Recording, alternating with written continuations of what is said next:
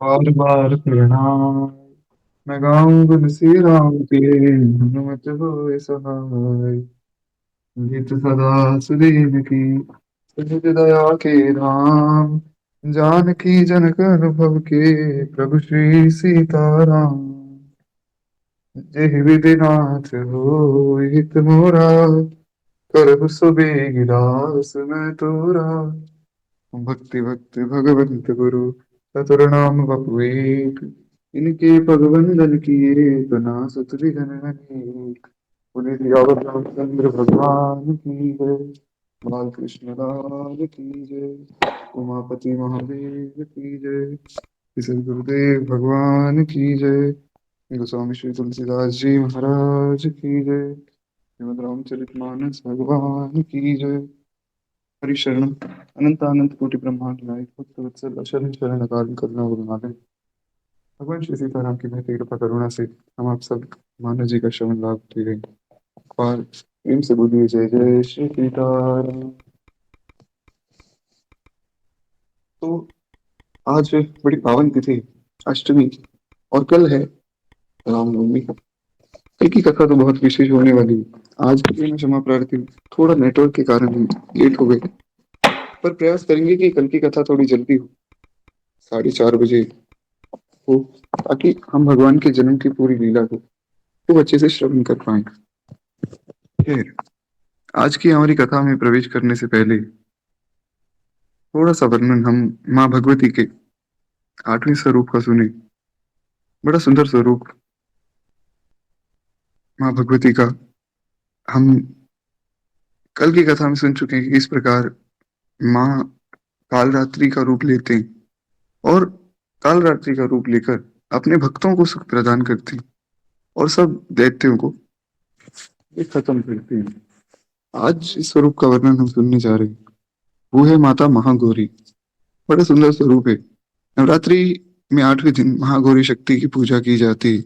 नाम से प्रकट है कि इनका रूप पूर्णतः गौर वर्ण का है और बहुत सुंदर इनका स्वरूप है। उनकी उपमा शंख चक्र शंख चंद्र और कुंद के फूल से दी गई है। कुंद के फूल से ही भगवान शिव की उपमा गोस्वामी तुलसीदास जी मानस जी में देते हैं।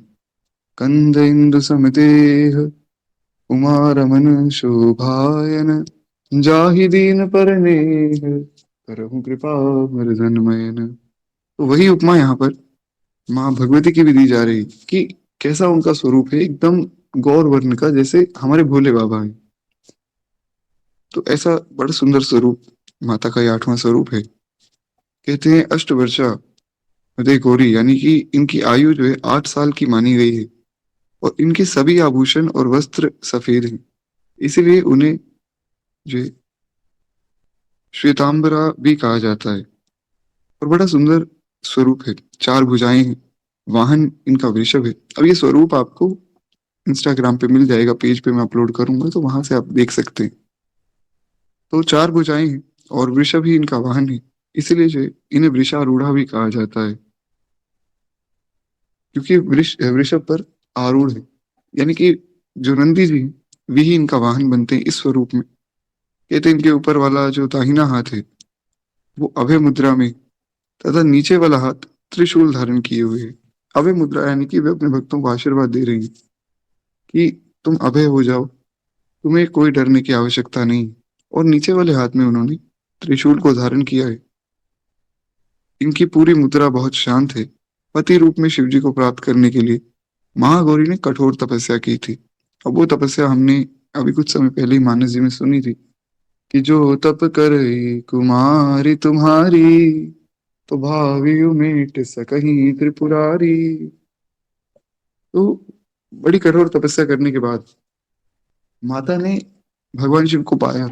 लेकिन जब उनकी तपस्या पूर्ण हुई तो उनका शरीर ऐसा हो गया था कि जैसे शरीर में कोई मांस नहीं बचा है, कोई तेज नहीं बचा है, एकदम काला पड़ गया था शरीर।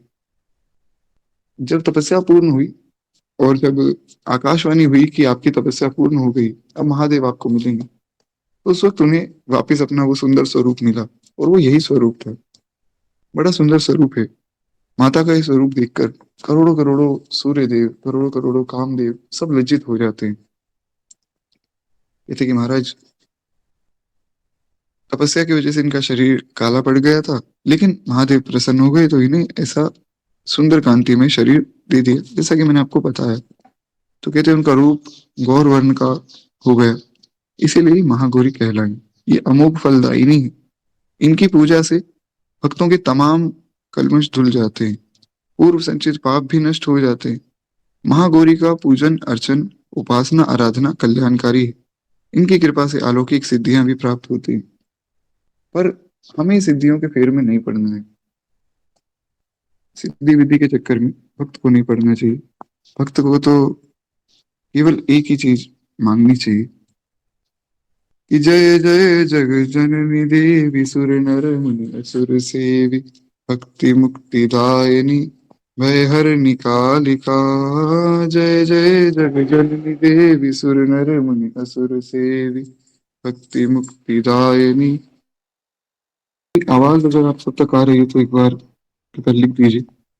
थोड़ा सा नेटवर्क का इशू है। जी, तो एक बार प्रेम से बोलिए जय जय श्री सीताराम। तो हम माता की स्तुति करें, उसके बाद हमारी कथा में हम प्रवेश करेंगे। जय जय जग जननी देवी, सुर नर मुनि असुर सेवी, भक्ति मुक्ति दायिनी, भय हरनि कालिका। जय जय जग जननी देवी, सुर नर मुनि असुर सेवी, भक्ति मुक्ति दायिनी, भय हरनि कालिका। मंगल मुद सिद्धि सदनी, पर्व शर्वरीश वदनी, तापति मिर तरुण तरणी, किरण मालिका। जय जय जग जननी देवी, सुर नर मुनि असुर सेवी, भक्ति मुक्ति दायिनी, भय हरनि कालिका। वर्ण चर्म कर कृपान, शूल शैल धनुष बाण, धरणी दानव दल करण कला निकारिका। जय जय जग जननी देवी, सुर नर मुनि असुर सेवी, भक्ति मुक्ति दायिनी, भय हरनि कालिका। पूतना पिशाच प्रेत डाकिनी साकिनी समेत, भूत ग्रह बेताल खग मृगाल जालिका। जय महेश भामिनी, अनेक रूप नामिनी, समस्त लोक स्वामिनी, हिम शैल बालिका। जय जय जग जननी देवी, सुर नर मुनि असुर सेवी, भक्ति मुक्ति दायिनी, भय हरनि कालिका। रघुपति पद परम प्रेम, तुलसी है अचल नेम, देहु है प्रसन्न पाहि प्रणत पालिका। जय जय जग जननी देवी, सुर नर मुनि असुर सेवी, भक्ति मुक्ति दायिनी, भय हरनि कालिका। एक बार प्रेम से बोलिए भगवती महागौरी की जय। खैर, हम हमारी कथा में प्रवेश करें। कल की कथा में हम लोग सुन रहे थे कि किस प्रकार एक ढोंगी तपस्वी ने राजा प्रताप भानु को अपने जाल में फंसा लिया, और उसके जाल में फंसकर बेचारे प्रताप भानु उसकी बातों में आ गए। हमें कभी भी किसी सिद्धि आदि के फेर में नहीं पड़ना चाहिए। राजा प्रताप भानु ने उस व्यक्ति में देखा कि ये तो सिद्धियों से संपन्न है, और वे उससे आकर्षित हो गए। सिद्धि होना कोई बहुत बड़ी बात नहीं। हाँ, हर व्यक्ति में नहीं होती वो बात ठीक है, पर किसी में कोई सिद्धि है तो कोई बहुत बड़ा गुण नहीं है। सिद्धि प्राप्त करना बहुत मुश्किल नहीं होता है, हर कोई व्यक्ति कर सकता है। पर सिद्धि विधि के चक्कर में अगर भक्त पड़ जाते हैं तो फिर वो भक्त नहीं रहते। खैर, अब उस व्यक्ति ने उन्हें इतना मोहित कर लिया, उसने कहा कि आपको संसार में कोई नहीं जीत सकता है, बस ब्राह्मण अगर आपको श्राप ना दे तो फिर आप अजय हैं। बस ब्राह्मणों के श्राप से बच जाइए। तो उसने कहा कि उपाय बताओ, ब्राह्मणों का श्राप कैसे नहीं लगेगा। तो बोले कि नित्य 1 लाख ब्राह्मणों को आप भोजन कराइए। राजा हैं, वो भी पूरे संसार के राजा हैं, तो आपके पास कमी तो है नहीं। नित्य 1 लाख ब्राह्मणों को भोजन कराइए, और भोजन जो है वो मैं आके बनाऊंगा। तो उससे क्या, ब्राह्मण प्रसन्न रहेंगे। ब्राह्मण जिस पर प्रसन्न रहते हैं उसका मंगल ही मंगल होता है। जिस पर संत प्रसन्न हो जाए उस पर फिर ठाकुर जी भी प्रसन्न हो जाते हैं।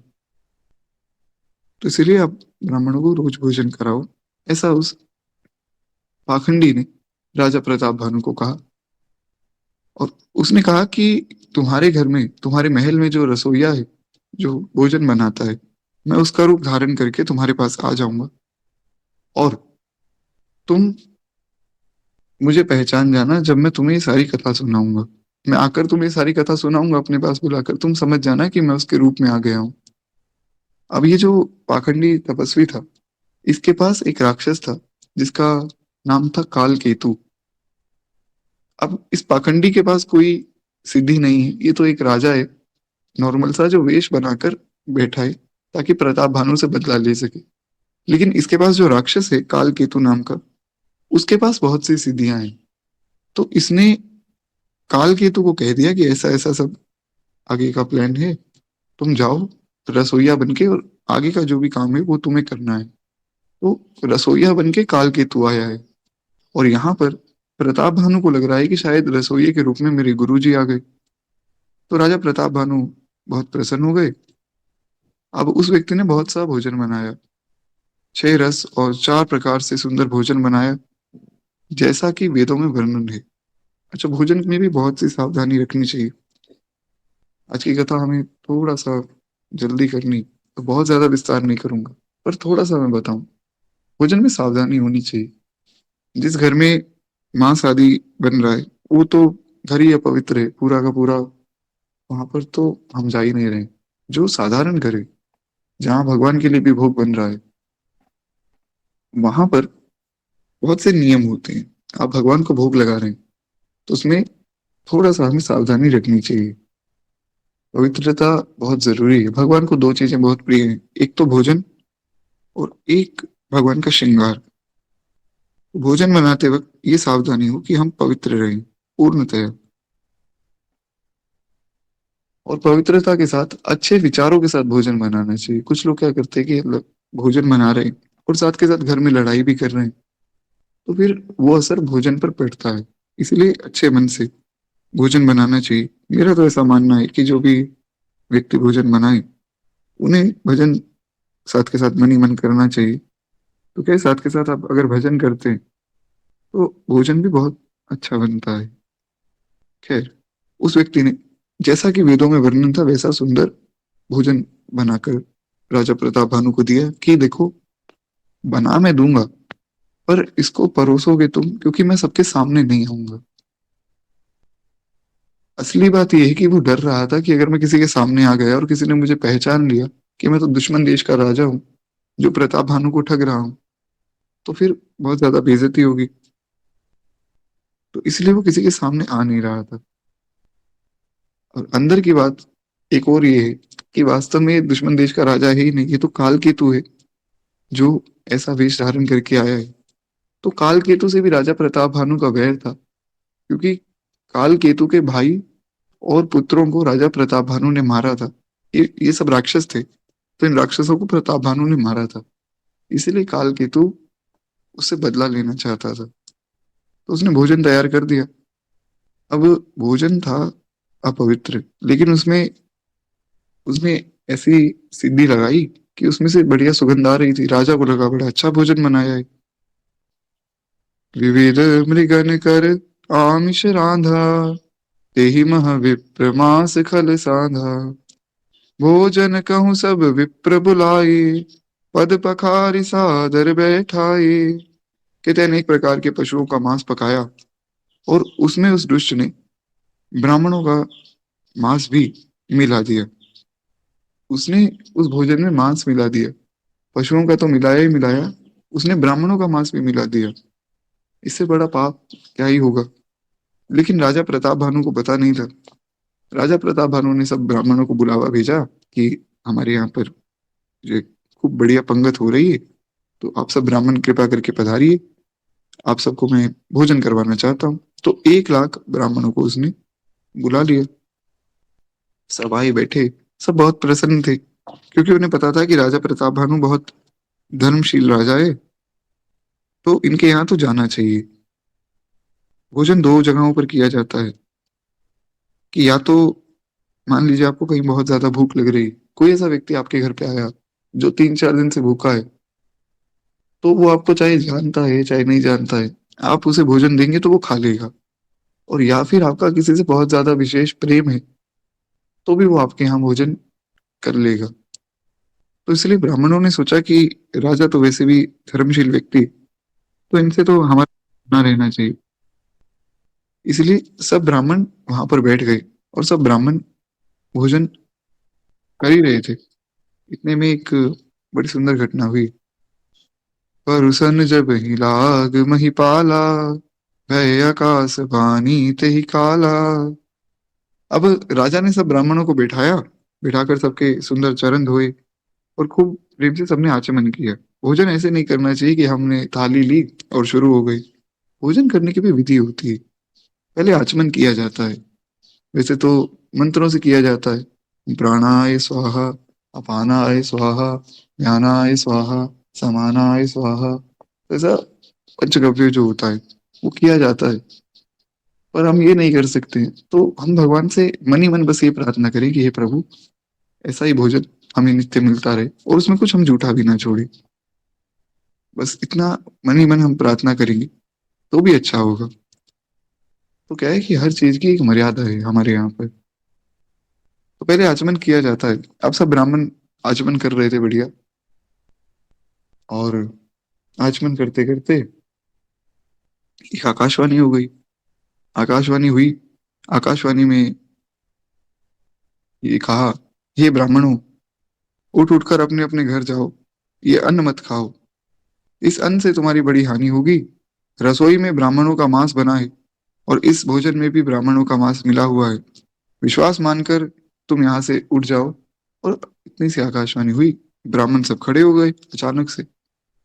अब ऐसी स्थिति हो कि इतने प्रेम से राजा ने बुलाया, अचानक से ऐसी आकाशवाणी हो गई, तो महाराज तो बहुत गलत हो गया।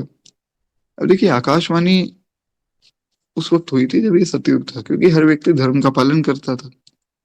आज के समय में कलि केवल मल मूल मलीना, पाप पयो निधि जल विनहीना।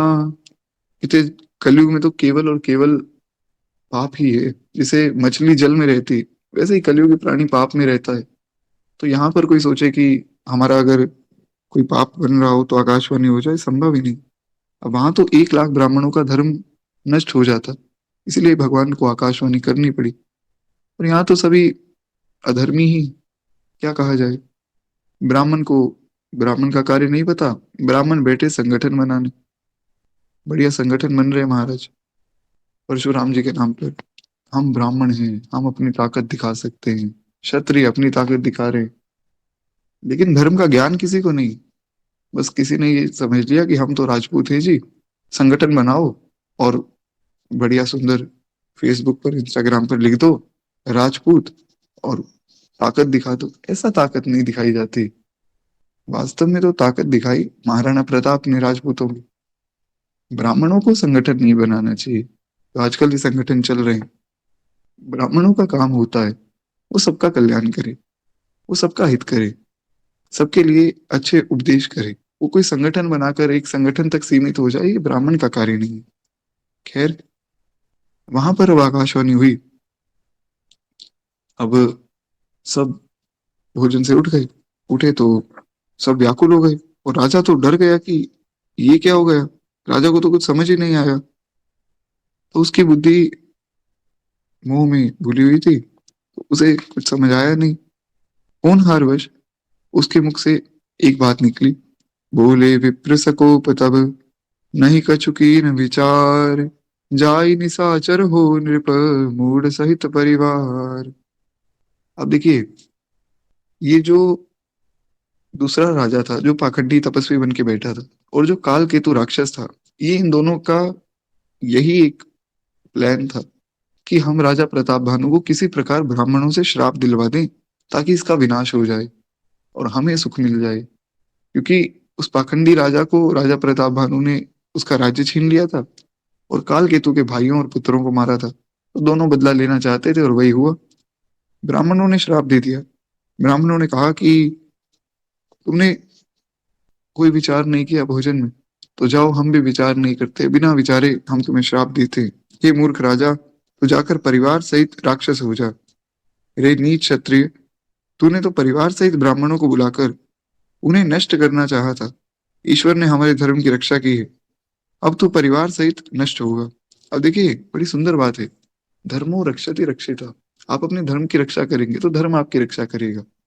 जैसे अर्जुन क्षत्रिय थे, अर्जुन अपने धर्म की रक्षा करते थे, अपने धर्म का अच्छे से पालन करते थे। ये बड़ी सुंदर व्यवस्था है, वर्ण व्यवस्था, कि जो क्षत्रिय हैं, उनका क्या क्या धर्म है, ब्राह्मण का क्या क्या धर्म है, सब बताया गया है। जैसे प्रधानमंत्री को क्या कार्य करना है, अगर उसे पता होगा तो अच्छा है। अब प्रधानमंत्री को पता ही नहीं कि करना क्या है, वो कुछ भी करता रहेगा और देश खत्म हो जाएगा। उसी प्रकार अब एक स्कूल का टीचर प्रधानमंत्री की जगह नहीं ले सकता है, और प्रधानमंत्री किसी और का काम नहीं कर सकता है। तो हर व्यक्ति का अलग अलग कार्य है। तो इसी प्रकार अर्जुन का कार्य है, वे क्षत्रिय हैं, तो क्षत्रियों का सब धर्म का पालन करते थे। पर युद्ध में जब वे गए तो मोह के वश सब भूल गए।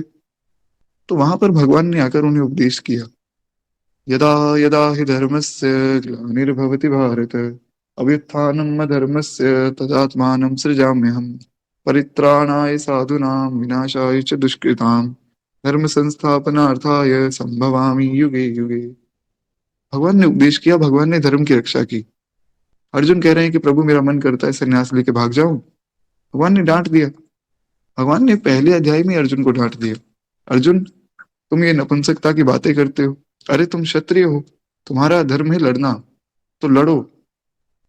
भगवान ये नहीं कह रहे हैं कि अर्जुन ठीक है, जैसी इच्छा है तुम वैसा करो, क्योंकि सब वर्ण व्यवस्था तो कर्म के आधार पर है। कर्म के आधार पर कुछ भी नहीं, सब जन्म के आधार पर होता है।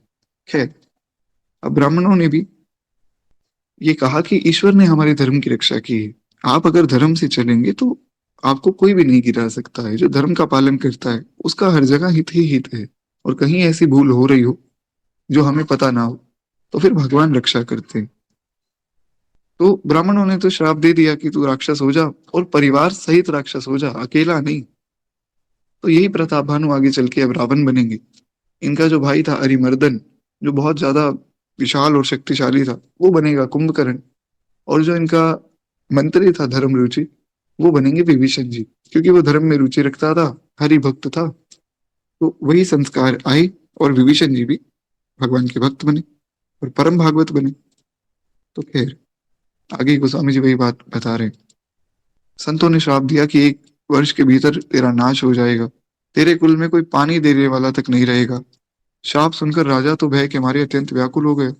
फिर सुंदर आकाशवाणी हुई, बड़ी सुंदर बात। विप्रहु श्राप विचारि न दीना, नहीं अपराध भूप कछु कीना। चकित विप्र सब सुनी नभ बानी, भूप गयो जहाँ भोजन खानी। कहते हैं कि हे ब्राह्मणों, आपने बिना विचार किए श्राप दे दिया। तो ये अच्छी बात नहीं है। आपको विचार करके श्राप देना चाहिए था, पहले पूछ तो लेते कि सामने वाले की गलती क्या है बेचारे की। आपने श्राप दे दिया, राजा का कुछ अपराध ही नहीं। आकाशवाणी सुनकर सब ब्राह्मण चकित हो गए। तब राजा वहां गया जहां भोजन बन रहा था, और वहां ना तो भोजन था, ना रसोइया था, सब गायब हो गया था, क्योंकि उस राक्षस का काम हो गया, उसे तो श्राप दिलवाना था, वो श्राप दिलवा कर भाग गया। तब राजा ने मन में सब विचार किया, सब चिंता हुई, सब समझ आया कि ये मेरे साथ एक षड्यंत्र हुआ था। तो उसने जो है ब्राह्मणों को सब वृतांत सुनाया कि ऐसे ऐसे भगवान में शिकार करने गया था, वहां एक ढोंगी तपस्वी मिला, और उसने बहुत सी बातें बढ़ा चढ़ा के कही। उसने कहा कि तुम अमर हो जाओगे, अजय हो जाओगे, बस ब्राह्मणों को भोजन करवाओ। और वो खुद ही भोजन बनाने आया था, और ऐसा ऐसा सब हुआ। व्याकुल होकर पृथ्वी पर गिर पड़ा। अब ऐसी स्थिति किसी के साथ हो जाए तो वो व्यक्ति होश में नहीं रहता है। बहुत भयानक स्थिति राजा प्रताप भानु की हो गई।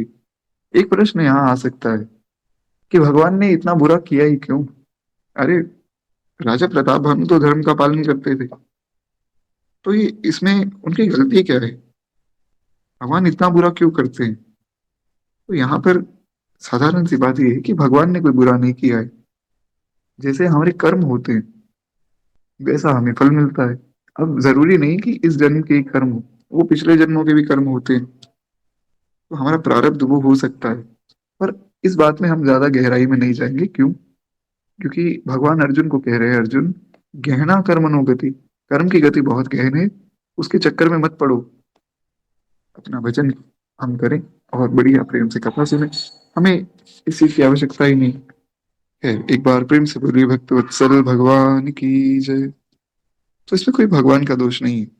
दूसरी बात ये कि हाँ, जहाँ भक्तों की बात आती है, भक्तों के साथ कुछ ऐसा होता है तो वो भगवान करते हैं, अपने भक्तों को आनंद देने के लिए लीला करते हैं, पर उनका अहित नहीं होता है उसमें। जैसे नारद जी को पहले माया में डाल दिया, उनके मन में आया मैं विवाह कर लूं, फिर उनका विवाह तोड़वा के उनको दुखी कर दिया। पर जब माया को वापिस लिया तो नारद जी बड़े प्रसन्न हो गए कि प्रभु आपने बचा लिया। तो भक्तों का अहित नहीं होता है। खैर, कहते हैं ऐसा कहकर सब ब्राह्मण चले गए। नगर वासियों ने ये समाचार पाया तो चिंता करने लगे और विधाता को दोष लेने लगे। वे सब भगवान को दोष दे रहे हैं, इसीलिए मैंने पहले ही बता दिया कि भगवान को दोष नहीं देना चाहिए। कहते हैं जिसने हंस बनाते बनाते कोवा कर दिया, ऐसा पुण्यात्मा राजा को जो है देवता बनाना चाहिए था, उसे राक्षस बना दिया गया। ये तो बहुत गलत हुआ है। पुरोहित को जो है उसके घर पहुंचाकर असुर काल केतु ने तपस्वी को सारी खबर दी। जो कपटी तपस्वी था उसको सारी खबर दी कि ऐसे ऐसे सब काम बन गया। और उष्ट दुष्ट ने जहां तहां अपने पुत्र भेजे, जिससे सब राजा सेना से जाकर राजा प्रताप भानु पर प्रहार करने लगे। उसे तो ये था कि बस मेरा राज्य वापस मिल जाए, तो उसने सेना भेज दी और सब राजा जो है प्रताप भानु से लड़ने के लिए गए। सबने जो है राजा प्रताप भानु के नगर को घेर लिया और नित्य प्रति अनेक प्रकार की लड़ाइयां होने लगी। सब योद्धा करनी करके और उसमें मारे गए। लेकिन राजा भी भाई सहित खेत रहा, यानी कि राजा भी भाई के सहित मर गया। सत्य केतु के कुल में अब कोई भी नहीं बचा है।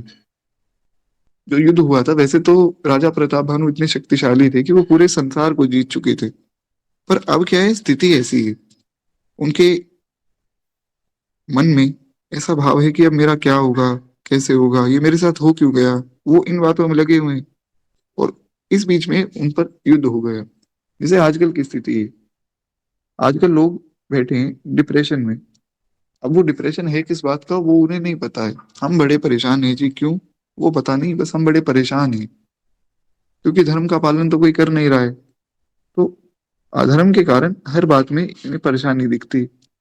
तो अब ऐसी स्थिति में कोई बढ़िया उत्तम सा काम बताया जाए तो वो लोग अच्छे से कर नहीं पाते क्योंकि वे डिप्रेशन में हैं।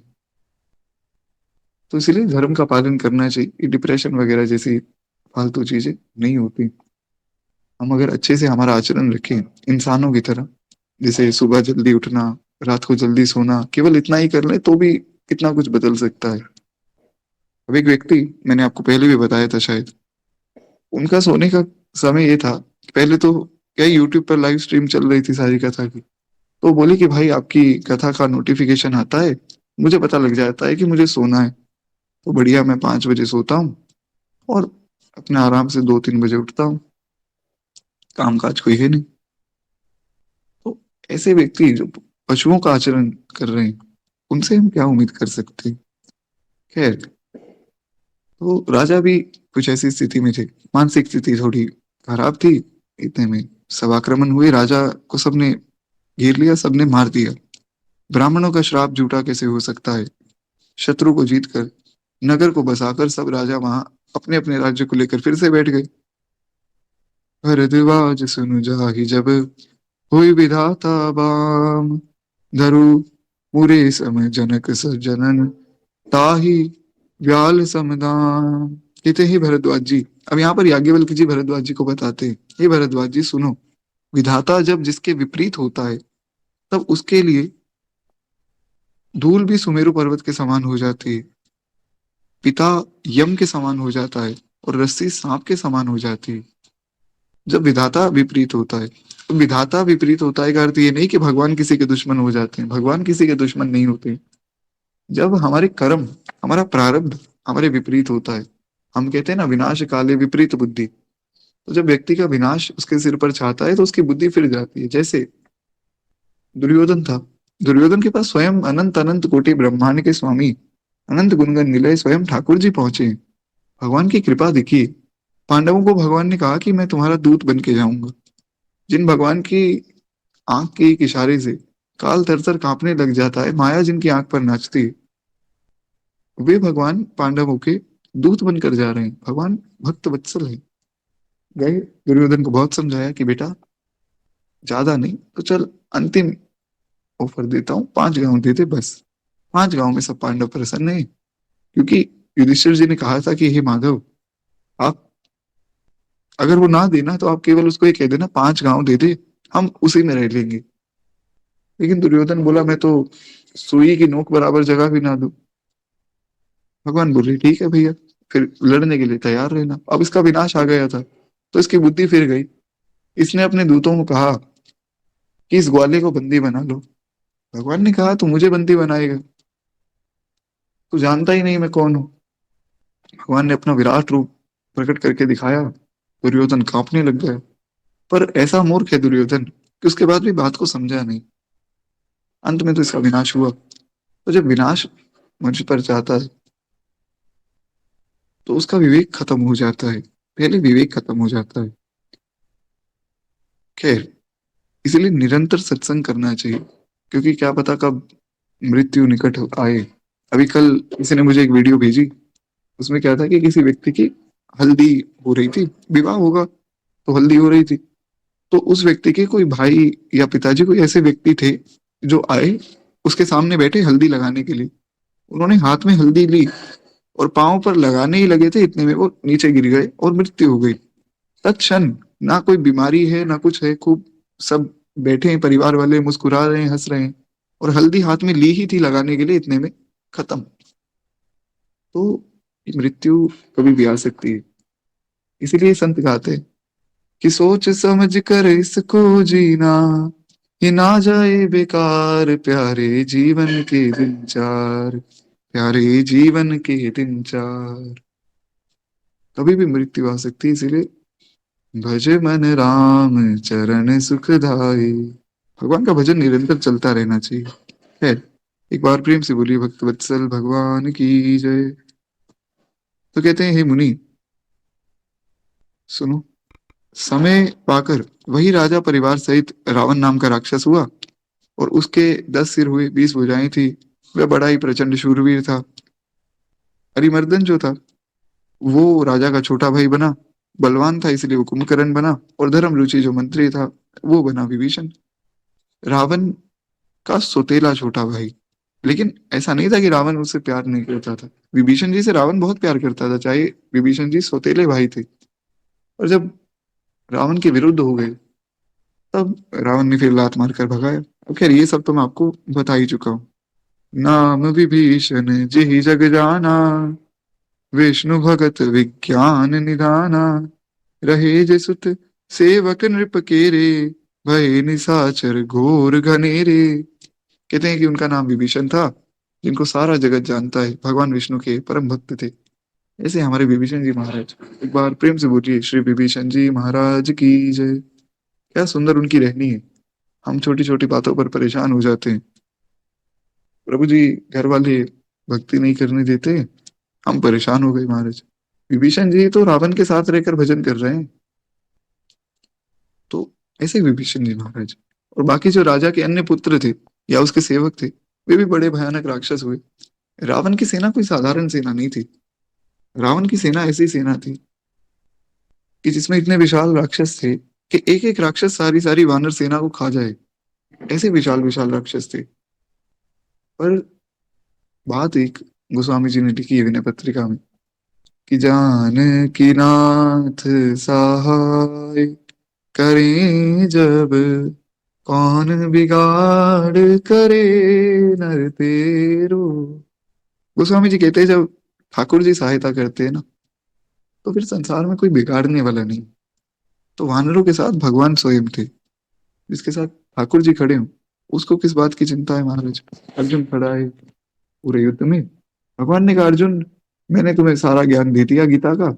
अंत में भगवान एक ही बात कहते हैं भगवत गीता में 65वें श्लोक में, कि अर्जुन मैंने तुम्हें ज्ञान दे दिया, अब यथा इच्छा तथा कुरु, जैसी तुम्हारी इच्छा हो सो तुम करो, मेरा काम था तुम्हें ज्ञान देना।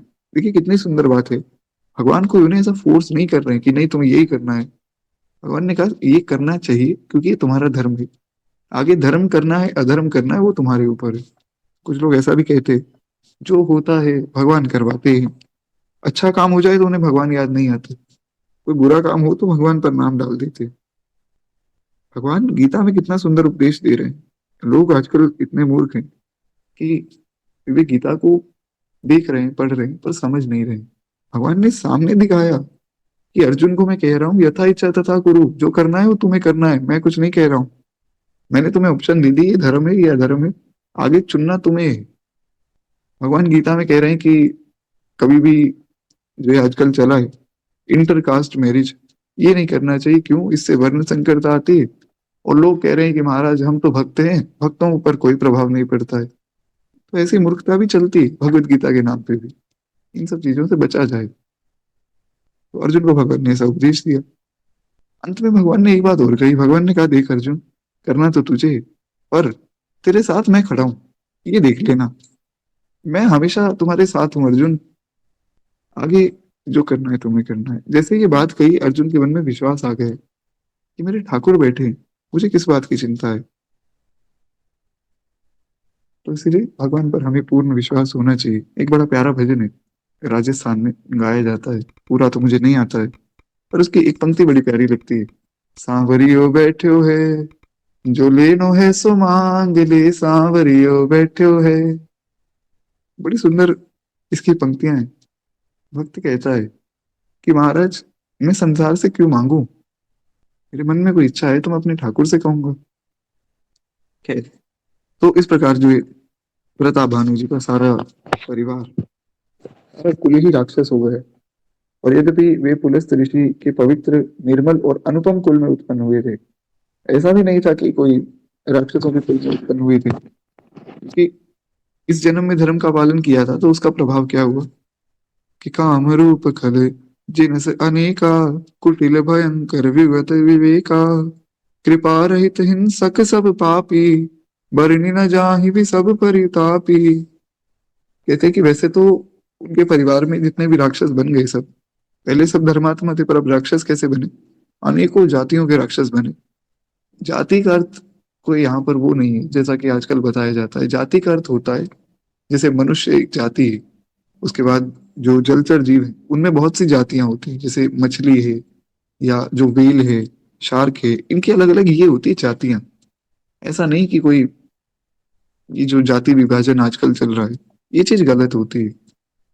खैर, तो कहते हैं अनेक जातियों के राक्षस है, यानी कि किसी का सिर नहीं है, किसी के हाथ नहीं है, कोई खून से सना हुआ है, कोई कैसा दिख रहा है, कोई कैसा दिख रहा है। तो गोस्वामी जी कहते हैं मनमाना रूप धारण करने वाले थे, दुष्ट कुटिल भयंकर, विवेक रहित निर्दयी हिंसक पापी, संसार भर को दुख देने वाले, ऐसे वो सब हुए। पर इस जन्म में धर्म का पालन किया था, उसका प्रभाव ये हुआ कि हुए वे सब लोग पुलस्त ऋषि के पवित्र कुल में। अब चाहे राक्षस थे, पर कम से कम वे ये समझ सकते थे कि चलो कोई बात नहीं, अब हम राक्षस बन गए, अब हम धर्म का पालन करें तो क्या है, अगला जन्म हमारा अच्छा जाएगा। विभीषण जी जैसा भक्त हमारे साथ है, हम इनसे ज्ञान ले लेंगे। पर वे समझे ही नहीं महाराज। दुख है। कहते हैं कि पुलस्त ऋषि के घर में पैदा होने के बाद भी ये सब थे पापी ही, इनमें कोई बदलाव नहीं आया। तीनों भाइयों ने अनेक प्रकार की बड़ी कठिन तपस्या की। अब इन तीनों भाइयों ने सोचा कि तपस्या करते हैं, कुछ ना कुछ वरदान मांगेंगे, सबका अपना अपना मनोरथ है। तो बहुत कठिन तपस्या की, परम उग्र नहीं बरनी सुजाई। और ऐसी तपस्या थी कि गोस्वामी जी कहते हैं उसका वर्णन नहीं किया जा सकता है। बहुत कठोर, परम उग्र तपस्या। तो इनकी तपस्या से प्रसन्न होकर ब्रह्मा जी आई। ब्रह्मा जी ने कहा कि मैं तुम्हारी तपस्या से बहुत प्रसन्न हूँ, तुम लोगों को जो चाहिए वो तुम मुझसे मांग लो। तो सब ने अपनी अपनी इच्छा व्यक्त की। करी विनती पद कही जस सीसा, बोले वचन सुनऊं जगदीसा। रावण ने कहा ब्रह्मा जी के चरण पकड़ के, हम काहू के मरहि न मारे, बानर मनुज जाति दुई बारे। रावण ने कहा कि मैं अमर हो जाऊं। ब्रह्मा जी ने कहा कि तुम सब लोग बेवकूफ हो क्या? अरे इतने राक्षस हुए, सब लोगों ने एक ही बात कही और मैंने तुम्हें कितनी बार समझाया है कि अमर तो मैं खुद भी नहीं हूं, तुम फिर वही बात करते हो। तो रावण बोला कि अच्छा, तो आप बताओ क्या मांगू। ब्रह्मा जी ने कहा कि और भी बहुत से वरदान है, जरूरी थोड़ी अमर ही होना है, कुछ और मांग लो। बोला कि आप ऐसा कर दो, मुझे कोई मार ना सके। ब्रह्मा जी ने कहा कि देखो रावण, संसार में तुम्हें लोग पूजते हैं, कलयुग के लोग तुम्हारी पूजा करेंगे, जय लंकेश दादा। रावण बड़ा ज्ञानी था और तुम ऐसी बातें कर रहे हो मंद बुद्धि लोगों जैसी। अरे भैया, अमर होने का मतलब और ना मरने का मतलब तो एक ही है। रावण बोला अच्छा, तो आप ऐसा कर दो कि मुझे कोई भी ना मार सके, सिर्फ और सिर्फ वानर और मनुष्य को छोड़ के। क्योंकि दो व्यक्ति जो है, इनको छोड़ के मुझे कोई भी ना हरा सके। ब्रह्मा जी ने कहा हाँ ये बात ठीक है, चलो ठीक है, वरदान देता हूँ। अब रावण को लग रहा था कि शायद मैंने ब्रह्मा जी को बेवकूफ बना दिया। ब्रह्मा जी का शरीर बना है बुद्धि तत्व से, वो कोई साधारण मनुष्य तो है नहीं जिन्हें रावण ठग लेगा। पर खैर, रावण को ऐसा लग रहा है क्योंकि रावण की राक्षसी बुद्धि है। मैं ऐसा ये शब्द अपनी तरफ से प्रयोग नहीं कर रहा हूँ, राक्षस सच में ही मंदमती होते हैं, क्योंकि इनकी होती है देहात्म बुद्धि। इन्हें लगता है कि मेरा शरीर ही सब कुछ है, तो ये सबसे पहले मांगते हैं अमृत, ताकि हमारा शरीर बच जाए। पर इन्हें ये नहीं पता कि शरीर तो खत्म होगा ही होगा। भगवान कह रहे हैं जात से हृद्रोवो मृत्यु दिवस्य, जो आया है सो जाएगा, निश्चित रूप से जाएगा। अच्छा, उसके बाद रावण को तो ऐसा वरदान दिया, एवमस्तु तुम बड़े तप कीना, मैं ब्रह्मा मिलते ही वर दीना। वहां शिव जी भी आए हुए थे, क्योंकि शिव जी रावण के गुरु थे। तो भगवान शिव ने कहा कि मैंने और ब्रह्मा ने मिलकर तुम्हें वरदान दिया है कि जैसा तुम चाहते हो वैसा ही होगा। फिर ब्रह्मा जी आए कुंभकर्ण की तरफ। अब कुंभकर्ण इतना विशाल भाई, ब्रह्मा जी उसे देखकर थोड़े डर गए। ब्रह्मा जी ने कहा कि अगर ये व्यक्ति कुछ ऐसा मांग ले, क्योंकि इतना मोटा व्यक्ति है, कुछ ना कुछ खाने का मांगेगा। तो ब्रह्मा जी ने कहा कि अगर ये खाने का मांगेगा तो ये तो सारा संसार खा जाएगा। जे खल नित करब आहारू, होई है सब उजाड़ संसारू। तो ऐसा कोई ना सोचे कि जो मोटे व्यक्ति है उनका आप माने, ऐसा नहीं। पर कुंभकर्ण बहुत ज्यादा ही मोटा था। तो ब्रह्मा जी कह रहे हैं कि अगर ये नित्य भोजन करेगा, मतलब ऐसा ब्रह्मा जी मन में सोच रहे हैं, तो ये तो सारा संसार उजाड़ देगा, मेरी सारी सृष्टि खराब हो जाएगी। तो ब्रह्मा जी ने सरस्वती जी को प्रेरणा दी कि ये कुछ बोले उससे पहले आप इसकी जीभ पर बैठकर बात को घुमा दो। तो उसको कहना तो उसने ये था कि मुझे आप मुझे इंद्र बना दो, इंद्रासन। पर सरस्वती जी ने जो है उसकी मूर्ति फिरा दी, वो बोला निद्रासन। ब्रह्मा जी ने तुरंत कह दिया एवं अस्तु। ब्रह्मा जी ने कहा हाँ हाँ ऐसा ही होगा। कुंभकर्ण बोला कि मैं ये नहीं मांगना चाहता था। ब्रह्मा जी ने कहा अब तो वरदान हो गया, अब अगर और कुछ मांगना है तो अगली बार तपस्या करना। तो 6 महीने सोता था, एक दिन उठता था, और एक दिन में 6 महीने जितना खा लेता था। तो सोचिए अगर वो सोता ही नहीं, फिर तो महाराज सच में संसार खत्म हो जाता। तो बोला कि फिर ब्रह्मा जी ने विभीषण जी से पूछा कि आप बताओ आपको क्या चाहिए। और बड़ा प्यारा वरदान विभीषण जी मांगते हैं। उन दोनों का वरदान तो सुनने योग्य नहीं था, पर विभीषण जी का हम सुने। गए विभीषण पास पुनि, कयो पुत्र वर मांग, तेहि मांगे भगवंत पद, कमल अमल अनुराग। हे पुत्र, वर मांगो। और विभीषण जी ने क्या मांगा? उन्होंने कहा कि प्रभु, मेरी तो इनके जैसी कोई इच्छा है नहीं, मैं क्या करूंगा राजा बन के। कभी आप बैठकर विचार कीजिए कि मान लीजिए आपके पास बहुत ज्यादा धन है, ऐसा आजकल एक ट्रेंड भी चल रहा है। तो उसमें क्या है, दिखाया जाता है कि मान लीजिए आपके पास इतनी सब गाड़ियां हैं, कोई वाईफाई का कनेक्शन नहीं है, कोई मित्र नहीं है, कोई भी नहीं है, बहुत बड़ा घर है, तो क्या आप इस घर में रहेंगे? तो वहां मैं सोचता हूँ कि ऐसा कर कौन रहा है, और ऐसा करने के बाद होगा क्या? आप उसका अर्थ क्या निकालेंगे? संसार में ये जो सब चीजें हैं कि हमारे पास इतनी बड़ी गाड़ी है जी, ये सिर्फ दिखाने के लिए गाड़ी है। अगर मान लीजिए संसार में कोई व्यक्ति ना हो तो फिर वो गाड़ी आपकी किसी काम की नहीं। तो ये चीजें हमें विचार करनी चाहिए, क्या सच में ये हमारे काम की है? तो इसलिए विभीषण जी ने बड़ा विचार किया, बोले कि मैंने बहुत सोच लिया, ये धन आदि मेरे काम का नहीं। अब क्या है, कुछ लोगों को ये बात बहुत बाद में समझ आती है, लाखों जन्म तक भटकने के बाद। कुछ को प्रभु कृपा से जल्दी आ जाती है। तो विभीषण जी को जल्दी से आ गई थी, तो उन्होंने कहा कि मुझे तो बस एक चीज दे दीजिए, भगवान के चरणों में मेरा प्रेम हो जाए बस। बस और मुझे कुछ भी नहीं चाहिए। और उनका निष्काम और अनन्य प्रेम देखकर ब्रह्मा जी बड़े खुश हो गए। ब्रह्मा जी उन सबको वरदान देकर चले गए। अब ये तीनों भाई हर्षित होकर अपने अपने घर लौटे। अब रास्ते में बात करते हुए आ रहे थे। रावण बोला कि देखो ऐसा है, अभी एक कुंभकर्ण तो सो जाएगा, पर चलो मैं इतना शक्तिशाली हूं, मैं सारे संसार को अकेला ही जीत लूंगा। और ये विभीषण है बेवकूफ। विभीषण जी ने कहा भैया मेरी क्या गलती है? बोले कि तुमने ये क्यों मांग लिया, भगवान की भक्ति दे दो। अरे तुम्हारा भगवान मैं ही हूँ, देखा नहीं कि मुझे कोई भी नहीं हरा सकता है? मुझे हराने की क्षमता भगवान में भी नहीं है। विभीषण जी समझ गए कि ऐसे मूर्खों से बहस करने का कोई अर्थ नहीं है। विभीषण जी बोले हाँ भैया, मैं तो आपको ही भगवान मानता हूँ, आपकी ही तो भक्ति मांगी है। कभी कभार भजन को बचाने के लिए झूठ बोलना पड़े तो वो सही है। आपका भजन बच रहा है और आपको झूठ बोलना पड़ रहा है थोड़ा सा, तो वो ठीक है। पर भजन के बल पे हम अगर झूठ बोलते रहे तो वो गलत है। कोई ये सोचे कि मैं तो भजन करता हूँ तो थोड़ा झूठ बोल देता हूँ, उसके बाद थोड़ा जो है नाम जप कर लूंगा, ऐसा ये अपराध है नाम के प्रति। तो ये नहीं करना चाहिए। जैसे कहना नहीं चाहिए, पर चलिए कह देता हूँ, नाम नहीं लूंगा। एक संस्था है, वहां वो लोग क्या करते हैं कि हर व्यक्ति को जनेऊ धारण करवा रहे हैं, किसी का वर्ण जाने बिना, किसी का धर्म जाने बिना, सबको उन्होंने जनेऊ दे दी। अब जनेऊ दे दी ना, तो जनेऊ का कोई संस्कार किया ना कुछ, बस जनेऊ गले में पहना दी। तो किसी ने पूछा कि ये आप बिना वर्ण जाने सबको जनेऊ देते जा रहे हो, ये तो अधर्म है। बोले नहीं जी नहीं, ये सब तो जो नाम जप करते हैं, तो नाम जप से इनके सब पाप मिट जाते, तो इसलिए इन पर कोई प्रभाव नहीं पड़ता है। और वही लोग जो ये इंटरकास्ट मैरिज भी कराते, वो वहां बहाना ये ले दे देते हैं कि महाराज ये तब तो नाम जप करते हैं, भक्तों पर कोई प्रभाव नहीं। ऐसा नहीं होता है। हमें नाम के बल पर पाप नहीं करना चाहिए। मैं नाम नहीं लूंगा उस संस्था का, समझने वाले समझ जाएंगे।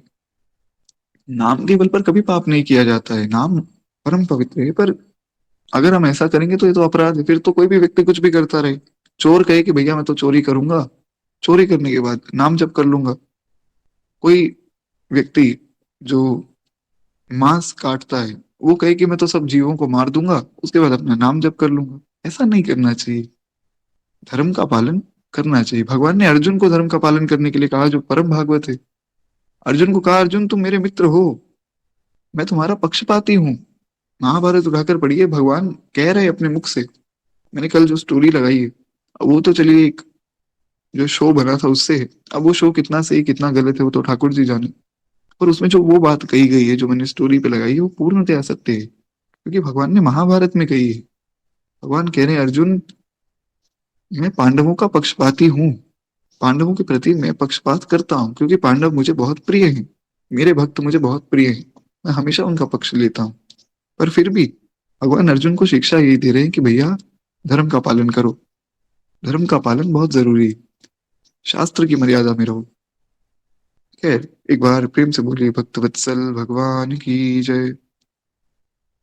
तो रावण को ऐसा लग रहा है कि विभीषण जी ने गलत किया, पर वास्तव में गलती है रावण की। अब कहते कि सब प्रसन्न हो गए, रावण भी प्रसन्न हो गया, और जाकर जो है, एक अच्छी स्त्री पाकर रावण ने अपने दोनों भाइयों के साथ मतलब तीनों का विवाह हो गया। होने वाला था विभीषण जी का भी, पर विभीषण जी ने विवाह किया ही नहीं। रावण का विवाह तो हो गया, रावण खुश हो गया कि चलो बढ़िया है, विवाह भी हो गया, वरदान भी मिल गया, अब मैं सारे संसार को जीतूंगा। समुद्र के बीच में त्रिकूट नामक पर्वत पर ब्रह्मा का बनाया हुआ एक बड़ा भारी किला था, बहुत सुंदर एक किला था। मैं दानव जो है उनको फिर से सजा रहा था, क्योंकि मैं दानव की पुत्री से ही रावण का विवाह हुआ था। और इसलिए जो है मैं दानव ने रावण को एज अ गिफ्ट वो किला दे दिया कि किला तुम रख लो। और उसमें मणियों से जड़े हुए सोने के अनगिनत महल थे, जैसे नाग कुल के रहने की जो भोगावतीपुर की सब सामग्री है। यानी कि सिंपल शब्दों में मैं आपको समझाऊं, वहां पर बहुत सुंदर वो महल बना हुआ था जिसमें मणि जड़े हुए थे, जैसे नागलोक से मणि लाए गए हों ऐसे।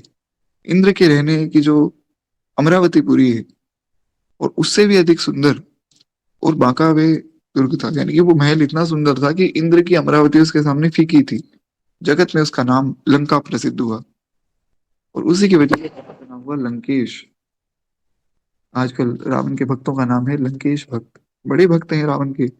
कल तो महाराज जी कैसा कमेंट आया कि मैं तो देखकर ही हैरान हो गया। तो अभी क्या है, बहुत से लोग ऐसा बार बार कमेंट करके मेरे कमेंट का रिप्लाई करके और बार बार एक ही बात कह रहे थे। तो मैंने सबको रिप्लाई किया, शायद सब लोग समझ भी गए।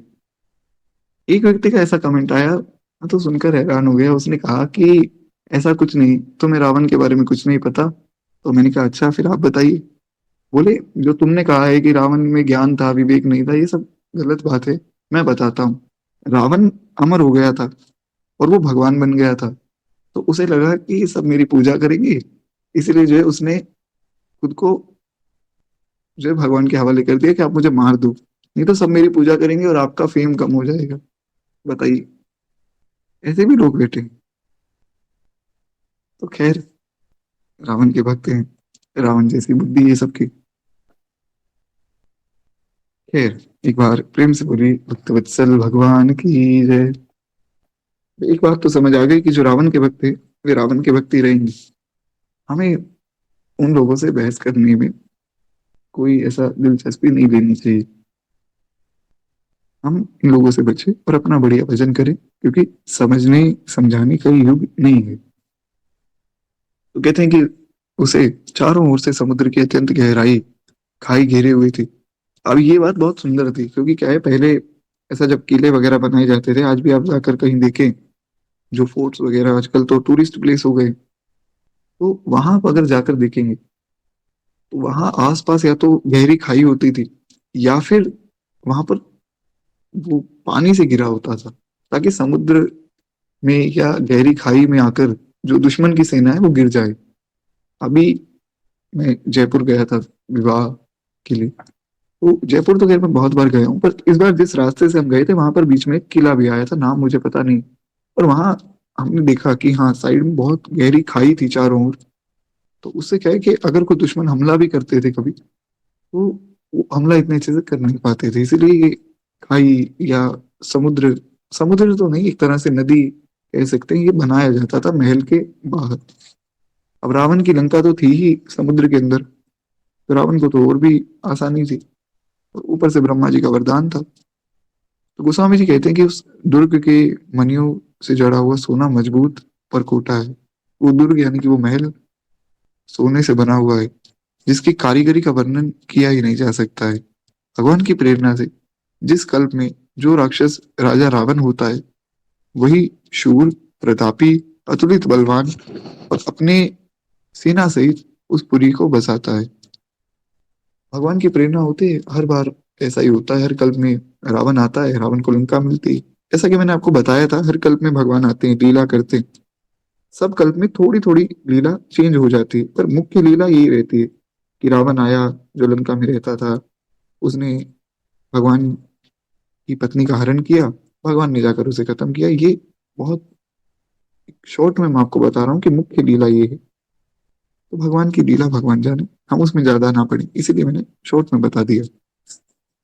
तो खैर, कहते वहां बड़े बड़े योद्धा राक्षस रहते थे। देवताओं ने जो है उन सबको युद्ध में मार डाला था। और वो इंद्र की प्रेरणा से वहां कुबेर 1 करोड़ रक्षक के साथ रहते थे। कुबेर के रक्षक हैं यक्ष लोग। ये यक्ष बड़े सिद्ध होते हैं महाराज। इनके पास खूब धनादि होता है, खूब व्यवस्था होती है सब। तो इनकी खैर कथा मैं आपको किसी दिन सुनाऊंगा। तो वहां पर कुबेर रहते थे अपने सब यक्षों के साथ। रावण को कहीं ऐसी खबर मिली, तब उसने सेना सजाकर किले को जा घेरा। रावण ने कहा कि भैया कुबेर, देखो मैं तो तुम्हारा भाई हूँ, किला या तो तुम प्यार से खाली कर दो, नहीं तो खाली करवाना तो मुझे आता ही है। तो कुबेर बोले कि मैं अपना किला नहीं दूंगा। रावण ने कहा देखो भैया, मैं कुछ मांग रहा हूँ, आप नहीं देना चाहते हो तो मैं ले लूंगा। देखो, मेरी बात टालो मत, क्योंकि जो मुझे चाहिए वो तो मुझे चाहिए ही। अब उसमें आप अगर जिद करोगे तो आपकी हानि, प्यार से दे दोगे तो ठीक है। कुबेर जी माने नहीं, और रावण अहंकारी था। रावण ने कहा अब तो बात इज्जत पर आ गई, और रावण ने वो किला छीन लिया। घूम फिर कर सारा नगर देखा, बड़ी सुंदर नगरी उसे दिखी, सारी चिंता मिट गई, उसे बहुत सा वहां सुख मिला। और वो पूरी इतनी सुंदर थी कि रावण वहां बस गया। योग्यता के अनुसार घरों को बांटकर रावण सब राक्षसों को सुखी करता है। और एक बार वे कुबेर पर चढ़ दौड़ा, और उससे जो है पुष्पक विमान भी जीत लाया। अब उसकी लंका तो ली ही ली, तो सबको घर दे दिए कि देखो, ये इतना बड़ा राक्षस है, या इसकी पदवी ये है तो इसे ये वाला घर दो। वो छोटा राक्षस है, उसकी पदवी छोटी है, तो उसे वो छोटा घर दो। सबको अपनी पोजीशन के हिसाब से घर दे दिया। अब कुबेर जी बेचारे दुखी होकर जाने लगे। कुबेर जी को पता था कि इससे अगर मैं लड़ने जाऊंगा तो क्या पता है मुझे मार दे। तो कुबेर जी चुपचाप अपना जाने लगे। तो रावण ने कहा कि कैसे जाओगे, पैदल? बोले नहीं, मेरे पास तो गाड़ी है। बोले अच्छा, दिखाओ कौन सी गाड़ी है। तो कुबेर जी बोले कि अगर ये मेरी गाड़ी देखेगा तो वो भी मांग लेगा, और वही हुआ। रावण ने देखा कि इनके पास तो बढ़िया सुंदर पुष्पक विमान है। रावण बोले कि आप ऐसा करो, आप पैदल ही चले जाओ, ये मुझे दे जाओ।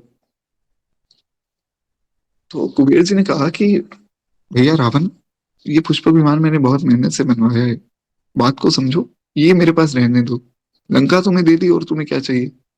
रावण बोला कि भैया वही बात है, या तो आप प्यार से दे दो, नहीं तो लेना तो मुझे आता ही है। तो रावण ने पुष्पक विमान भी छीन लिया।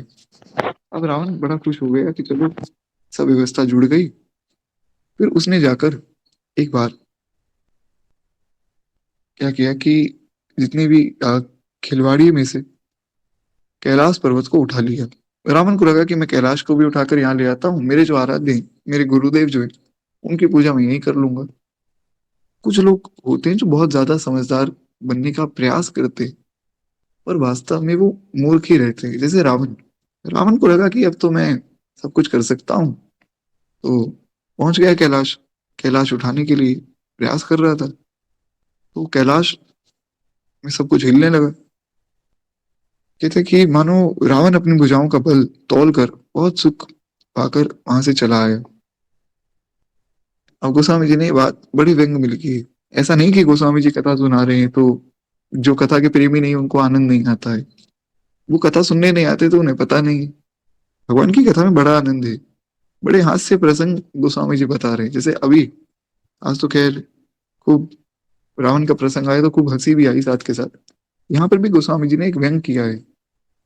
गोस्वामी जी कहते हैं, गया था कैलाश पर्वत उठाने और अपनी भुजाओं का बल देख के आ गया। मैं बताता हूँ हुआ क्या था, शिव पुराण में वर्णन है। रावण गया कैलाश पर्वत उठाने, कैलाश पर्वत कांपने लग गया। माता पार्वती ने सोचा कि प्रभु, ये क्या हो रहा है, सब कुछ हिल रहा है, भूकंप आ गया है क्या? भूकंप कैलाश पे थोड़ी आता है, ये हुआ क्या? भोले बाबा तो भोले बाबा महाराज वे तो बढ़िया अपना आंख बंद करके, तुम पुनि राम राम दिन राती, सादर जपहु अनंग अराती। कितना सुंदर परिवार है भोले बाबा का, कि माँ भगवती पार्वती और भोले बाबा दोनों बैठे, और बैठकर दोनों राम राम कर रहे हैं। ये नहीं कि आपस में चर्चा कर रहे हैं कि उनके घर में ये भोजन बना है, उनका विवाह हो गया, या उनके बच्चे ऐसे हैं। ये बातें नहीं कर रहे हैं फालतू की। बढ़िया दोनों बैठकर भजन कर रहे हैं। ये है गृहस्थ धर्म की सफलता। गृहस्थ वो नहीं कि एक दूसरे की चुगली कर रहे हैं, ये सब फालतू की चीजें। दोनों बैठे, माता पार्वती का थोड़ा सा ध्यान भंग हुआ, बोले बाबा फिर भी बैठे। जब माँ पार्वती ने पूछा तो बाबा उठे। बाबा ने कहा कि पार्वती, डरने की जरूरत नहीं है, हमारा चेला आया है। माता ने कहा ऐसा कौन सा चेला है? बोले थोड़ा सा शरारती है, थोड़ा सरफिरा है, रावण आया है। माँ ने कहा ये कैसा चेला है आपका जो आकर अपने गुरु का कैलाश पर्वत उठाने चला? रावण थोड़ा मंदमती है, ऐसा बोले बाबा। बोले कि कोई बात नहीं, थोड़ा नादान है। अब इसको लग रहा है कि शायद ये अपने गुरु से भी ज्यादा बलवान हो गए। भगवान शिव ने अपने पांव का एक अंगूठा हल्का सा जमीन पर रखा और रावण के हाथ उसके नीचे दब गए और रावण रोने लग गया। अब कुछ लोग ऐसा कहते हैं कि रावण ने उस वक्त जो शिव तांडव स्तोत्र गाया, जटाटवी गलज्वल प्रवाह पावितस्थले गलेवलंब लंबितांबुजंग तुंगमालिका धगध धगध धगध ज्वलल्ललाट पट्ट पावके किशोर चंद्रशेखर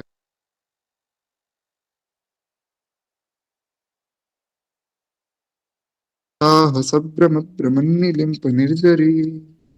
और खैर पूरा तो अब मैं शिव तांडव स्तोत्र गाऊंगा तो बहुत समय लग जाएगा, पूरा नहीं गाएंगे हम शिव तांडव स्तोत्र को, यहाँ प्रणाम करते हैं। ये तो मैं आपको सुनाने के लिए ऐसा बता रहा था कि कुछ लोगों को ऐसा लगता है कि रावण ने उस वक्त शिव तांडव स्तोत्र गाया, पर मानस जी में या वाल्मीकि रामायण में कहीं शिव तांडव स्तोत्र है ही नहीं। रावण ने वाल्मीकि रामायण में ऐसा लिखा है कि रावण ने वेद की ऋचाएं गाई, ऋग्वेद की ऋचाएं गाई भगवान शिव को प्रसन्न करने के लिए। ऐसा मानना है कि 11वीं शताब्दी में किसी एक व्यक्ति ने शिव तांडव स्तोत्र को रचा था, इसलिए कि वो रामायण की जो लीला होती है ना, आजकल भी होती है, आजकल तो थोड़े गलत स्वरूप में होती है, पर पहले बहुत अच्छे से रामलीला होती थी। तो रामलीला में रावण को ये लीला दिखाने के लिए किसी ने रचा था। पर अब हमें सत्य नहीं पता और ना ही हमें जानना है, हमें क्या लेना किसने रचा किसने नहीं रचा। हम प्रेम से भगवान शिव की स्तुति करें, उसमें प्रसन्न रहें, और वो भी नहीं कर सकते तो 2 लोटे जल चढ़ाकर उन्हें प्रसन्न कर दें। तो इन सब बातों पर विचार करने की आवश्यकता नहीं। तो रावण ने स्तुति की भगवान शिव की उन्हें प्रसन्न करने के लिए। तो यहाँ पर वही बात गोस्वामी जी कह रहे हैं कि वो अपनी भुजाओं का बल तोल के वापस आ गया। उसे लगा था कैलाश पर्वत उठाकर ले आऊंगा। भोले बाबा ने कहा कि भैया हम तुम्हारे गुरु हैं। तो बेचारा थक हार कर वापिस आ गया। सुख संपत्ति पुत्र सेना सहायक जय प्रताप बल बुद्धि बढ़ाई, ये सब उसके नित्य नए बढ़ जाते हैं, जिसे प्रत्येक लाभ पर लोभ बढ़ता है। जैसे मैं आपको एक एग्जांपल देता हूँ। मान लीजिए किसी व्यक्ति ने एक गाड़ी ली बढ़िया, और गाड़ी लेकर बड़ा खुश हो गया, तो उससे क्या होगा, समाज में उसकी बढ़ाई होगी, उसका यश बढ़ेगा, उसकी कीर्ति बढ़ेगी, उसकी संपत्ति भी बढ़ेगी। क्या है, गाड़ी ले ली तो अर्थ यही है कि बहुत पैसे आ गए। उसके बाद वो व्यक्ति और बड़ी गाड़ी ले लेता है, उसको लगता है कि देखो एक गाड़ी लेने से इतना कुछ मिल रहा है तो चलो एक मर्सिडीज ले लेते हैं। उसने फिर मर्सिडीज ले ली, और इज्जत मिली और यश मिला और लोभ आ गया। फिर उसने सोचा कि चलो इसको भी थोड़ा हम अपग्रेड करें, तो मर्सिडीज एस क्लास ले लेते हैं। उसने वहां अपग्रेड कर लिया और सब बढ़ा। फिर उसने सोचा कि मर्सिडीज तो बहुत हो गई, अब मैं लूंगा बहुत महंगी गाड़ी, रोल्स रॉयस ले लेता हूँ। वो ले लेगा तो महाराज बहुत इज्जत हो जाएगी। तो ऐसा लोभ बढ़ता जाएगा, वहां भी बात रुकेगी नहीं। फिर वो सोचेगा मैं और गाड़ियां ले लेता हूँ, तो ऐसा बात बढ़ती जाएगी। गोस्वामी जी कह रहे हैं कि ऐसा ही रावण का लाभ, रावण का जो लोभ है वो बढ़ता गया, और उसके कारण उसको लाभ होता गया। अत्यंत बलवान कुंभकर्ण सा उसका भागी था, और उसके जोड़ का योद्धा जगत में था ही नहीं। रावण को एक तो ये था कि मुझे वरदान मिला हुआ है, ब्रह्मा जी से मुझे कोई मार तो सकता नहीं, ऊपर से मेरे पास कुंभकर्ण है।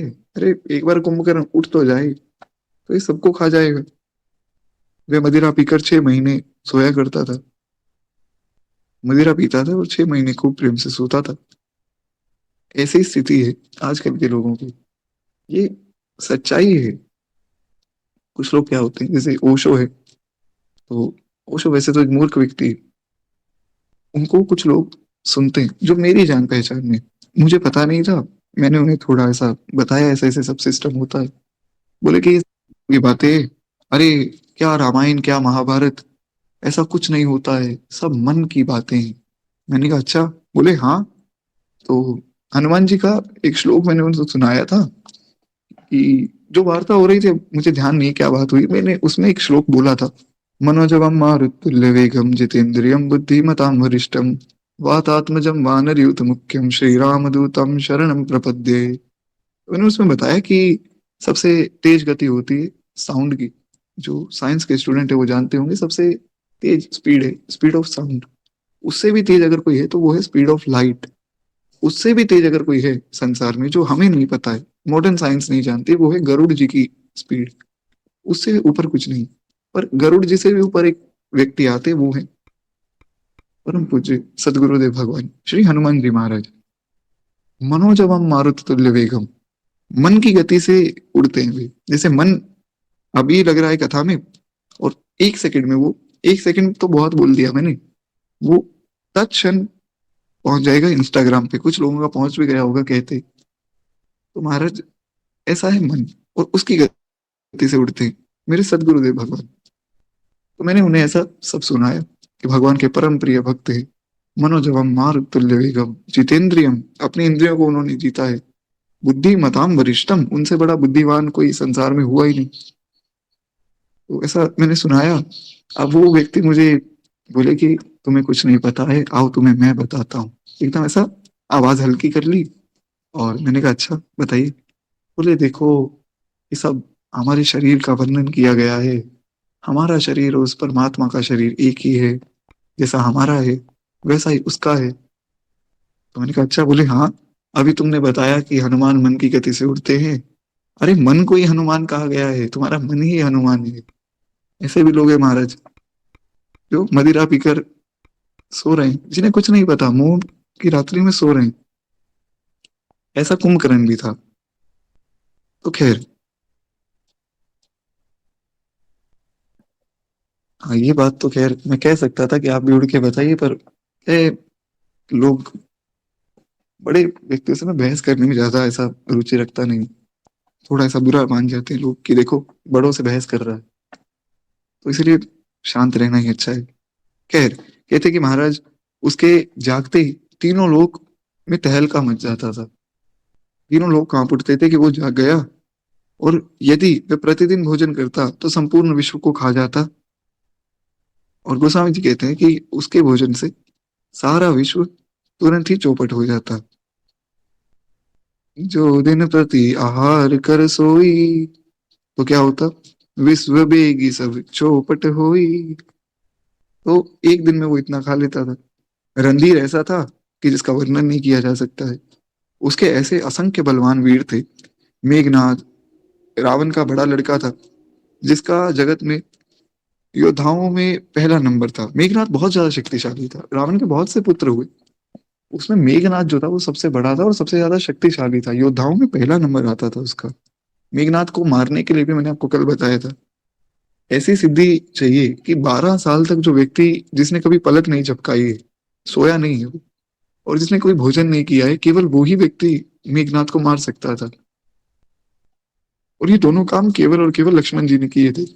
इसलिए भगवान ने मेघनाद को नहीं मारा, लक्ष्मण जी ने मारा। क्योंकि 12 साल तक भी निद्रा को तो त्याग कर आए थे कि मुझे भगवान की सेवा करनी है, सीताराम जी की सेवा है। तो निद्रा देवी आप बाद में आना, 12 साल 14 साल बाद वनवास पूरा हो जाए तब। और उसके बाद भोजन की जो बात थी, तो भगवान रोज कुछ ना कुछ कंदमूल फल खाते थे। 3 दोना बनाते थे अपने लिए, माँ जानकी के लिए और लक्ष्मण जी के लिए। लक्ष्मण जी वो दोना हाथ में लेते तो थे भगवान के सामने, पर उसे खाते नहीं थे। वो सोचते थे खाने बैठूंगा तो प्रभु की सेवा में विघ्न होगा। ये है सेवा, ये है सेवा की निष्ठा। तो लक्ष्मण जी जो है उस दोने को कहते थे कि भैया अभी मैं तुम्हें नहीं खा सकता हूँ, तुम अयोध्या चले जाओ। वहां हमारा एक ऐसा स्टोर रूम है, उसमें जाकर रुको। मैं आऊंगा 14 साल बाद, तो मैं वहां तुम्हें उठाकर तब मैं पाऊंगा खूब प्रेम से, क्योंकि प्रसाद है, त्याग नहीं रहा हूँ। कुछ समय बाद खाऊंगा। और ऐसा पूरा एक कमरा उनका भर गया था। 14 साल तक उन्होंने कुछ भी नहीं खाया। ऐसे भी कथा प्राप्त होती है कि एक बार किसी ने ऐसा वर्णन करके सुनाया। राम जी बोले कि अरे लक्ष्मण, क्या तुमने कुछ खाया नहीं? लक्ष्मण जी बोले नहीं भैया। राम जी बोलते कि झूठ बोल रहे हो, मैंने खुद अपने हाथ से दिया था। बोले भैया आपने दिया तो था, पर ऐसे ऐसे मैंने तो यहाँ रखवा दिए थे। राम जी ने कहा अच्छा दिखाओ। तब तो राम जी राजा बन ही गए थे। और लक्ष्मण जी ने वो कमरा खोल के दिखाया, और वो सब गिने गए तो महाराज उसमें 4 दोना कम थे। राम जी ने कहा कि 4 दोना कम कैसे हैं? 4 दिन तो खाया कम से कम। राम जी ऐसा नहीं कि शक कर रहे हैं उन पर। राम जी ये सोच रहे हैं कि देखो मेरा भाई कितनी प्रेम से सेवा कर रहा था कि मुझे पता भी नहीं लगने दिया, और बेचारे ने भोजन भी नहीं किया। लक्ष्मण जी बोले नहीं भैया, ये 4 दिन मैं बताता हूँ कौन कौन से। एक दिन तो वो है जिस समय हमारा युद्ध चल रहा था रावण से। एक दिन वो है जिस दिन हम यहाँ से गए थे। उस दिन तो आपने भी भोजन नहीं किया था, मैंने भी भोजन नहीं किया था, ना जानकी जी ने भोजन किया था। एक दिन वो है जिस दिन मुझे मूर्छा आ गई थी, जब मेघनाथ ने मुझे ऐसा बाण मारा था, मैं मूर्छित हो गया था। और एक दिन वो है जब हम सब चलने की तैयारी में थे, तो उस दिन भी कोई भोजन नहीं कर पाया था। ये है लक्ष्मण जी की निष्ठा महाराज। ऐसे ही हैं हमारे लक्ष्मण जी महाराज। वो कुछ महाज्ञानी लोग ऐसा कह देते, राम जी ने रावण के पास लक्ष्मण जी को भेजा कि जाओ रावण से ज्ञान लेकर आओ। अभी हमने रावण का और लक्ष्मण जी का ज्ञान दोनों का देख लिया, आगे फैसला आपको करना है। एक बार प्रेम से बोलिए श्री लक्ष्मण जी महाराज की जय।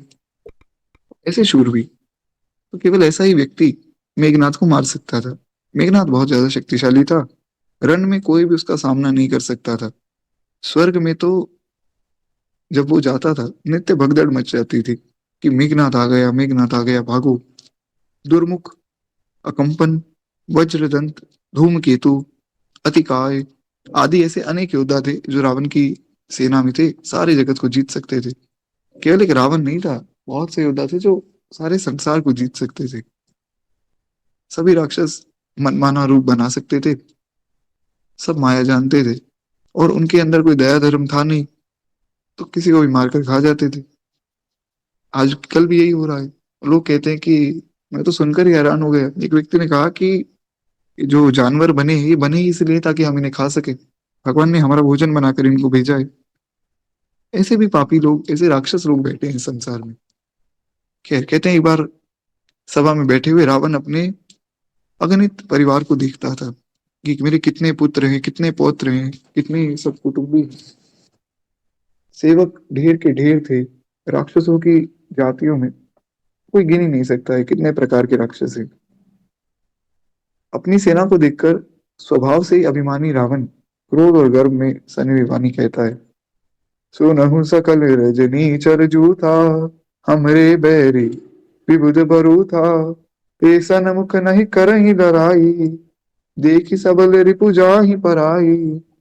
अब रावण ने देखा मेरे पास इतनी बड़ी सेना है, लाखों लाखों मेरे पुत्र हैं, उनके लाखों लाखों उनके पुत्र हैं, और इतना बड़ा मेरा परिवार, और इतनी बड़ी मेरी सेना। तो रावण ने कहा, हे समस्त राक्षसों के दल, सुनो, देवतागण हमारे शत्रु हैं और वे हमारे सामने आकर तो हमसे लड़ नहीं सकते हैं। क्यों? ये नहीं कि तुम मेरी सेना में हो या तुम सब मेरे साथ हो, नहीं। रावण कह रहा है क्योंकि मैं तुम्हारे साथ हूँ, इसलिए राक्षस से देवता नहीं लड़ते। तो बलवान शत्रु को देखकर वे भाग जाते हैं। तो उनका मरण एक ही उपाय से हो सकता है, मैं समझा कर कहता हूँ, तुम मेरी सुनो। सबने कहा बताओ महाराज। बोले ब्राह्मण भोजन, यज्ञ, हवन, श्राद्ध, इन सबको जाकर तुम खत्म कर दो। ऐसा नहीं था कि कोई भी जाकर किसी को मार दे, ऐसा नहीं होता था। युद्ध की बहुत सी नीतियां होती थी जिसको राक्षस भी मानते थे। तो उसने कहा कि अब इनको छल से जीतना पड़ेगा। ब्राह्मण भोजन जहाँ हो रहा है, यज्ञ हो रहा है, हवन हो रहा है, उन सब में तुम बाधा डालो। यज्ञ में जो है हड्डियां डाल दो, हवन हो रहा है उसमें मांस डाल दो, ब्राह्मण भोजन में मांस डाल दो। तो ऐसा सब करो, क्योंकि प्रताप भानु के रूप में ऐसा ही हुआ था बेचारे के साथ, उसने ऐसा कर दिया। भूख से दुर्बल और बलहीन होकर देवता सहज ही में आ मिलेंगे, क्योंकि ब्राह्मणों के वश में देवता होते हैं। देवता मंत्रों के वश में होते हैं और मंत्र ब्राह्मणों के वश में होते हैं। अगर ब्राह्मण यज्ञ आदि करना बंद कर दें तो देवताओं को शक्ति नहीं मिलेगी।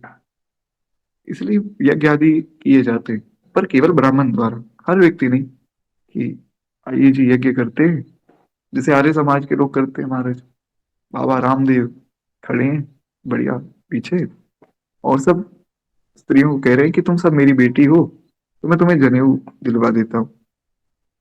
रामदेव जी से किसी ने पूछा कि आप महाराज जी गलत काम करते हो। बोले इसमें गलत क्या है, सबको अधिकार मिलना चाहिए।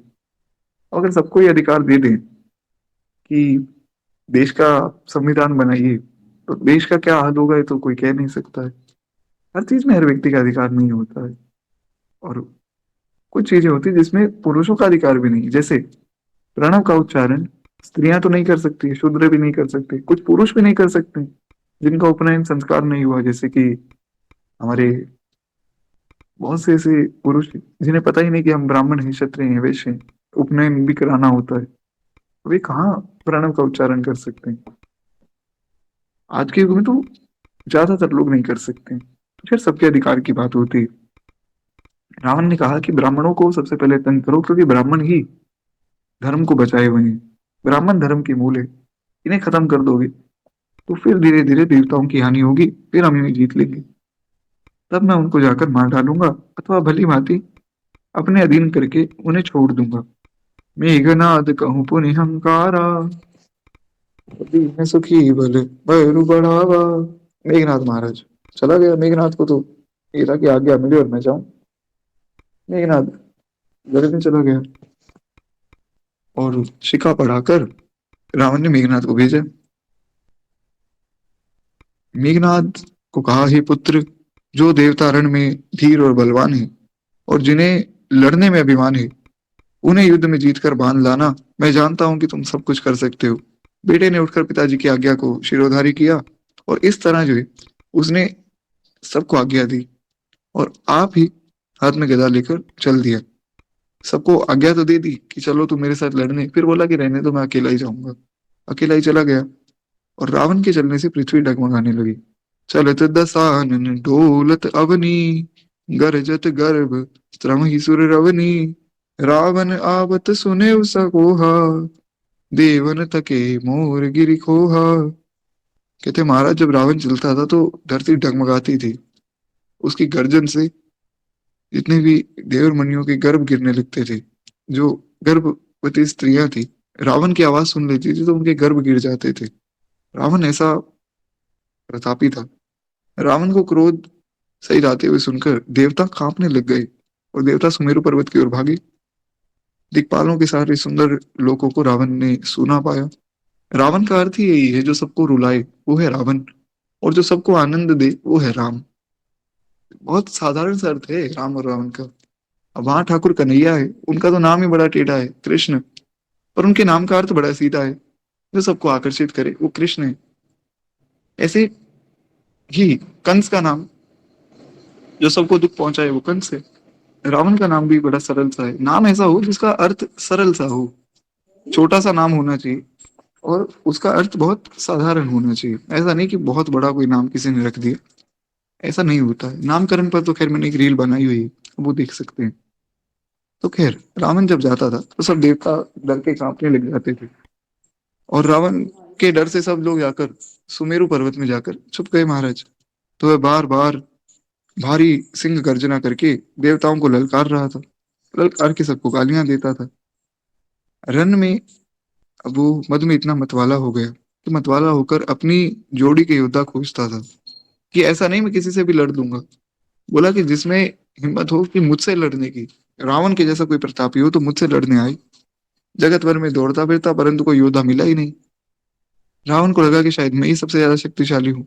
सूर्य, चंद्रमा, वायु, वरुण, कुबेर, इंद्र, अग्नि, काल, यम आदि सब अधिकारी, किन्नर, सिद्ध, मुनि, मनुष्य, देवता, नाग, सभी पीछे। वे हठ पूर्वक उन सब के पीछे पड़ गया कि तुम में से कोई ऐसा योद्धा आए जो मुझसे लड़ सके। मैं लड़ने के लिए बेचैन हो रहा हूँ। किसी को बहुत ज्यादा शक्ति मिल जाए तो वो भी हानिकारक है। अब इतनी शक्ति रावण को मिल गई कि उसके जैसा कोई बचा ही नहीं। तो बोला कि अब मैं लड़ूं किससे। तो बोला कि कोई ऐसा योद्धा लाओ ढूंढ कर जो मुझसे लड़ सके। बोले कि आपसे कोई भी नहीं जीत सकता है महाराज, आप सबसे ज्यादा शक्तिशाली। रावण बोला कि नहीं नहीं, मुझसे लड़ने के लिए कोई योद्धा तो चाहिए। ब्रह्मा जी की सृष्टि में जहां तक जो शरीरधारी स्त्री पुरुष थे, सब रावण के अधीन हो गए, पर कोई उससे लड़ने वाला हुआ ही नहीं। सब रावण के गुलाम बन गए। डर के मारे सभी जो उसकी आज्ञा का पालन भी करते थे।